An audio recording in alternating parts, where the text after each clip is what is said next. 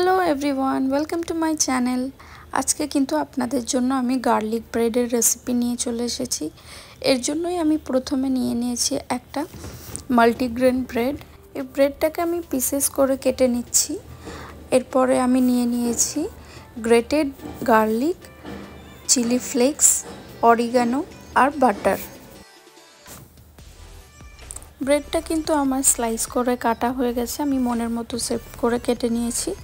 এরপরে কিন্তু আমি গার্লিকের মধ্যে বাটারটা দিয়ে দিচ্ছি, চিলি ফ্লেক্সটাও দিয়ে দিচ্ছি অ্যান্ড অরিগানোটাও দিয়ে দিচ্ছি।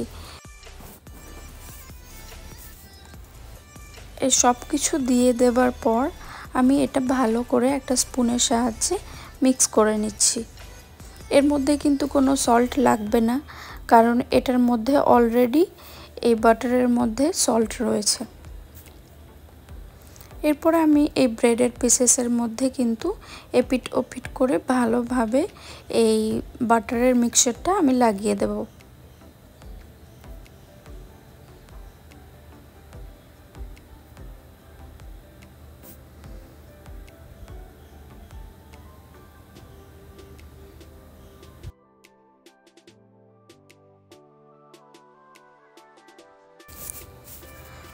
প্রত্যেকটা ব্রেডের মধ্যেই কিন্তু আমার বাটার লাগানো হয়ে গেছে। এবার কিন্তু আমি এগুলোকে একটা সাইডে রেখে দেব 10 মিনিটের জন্য।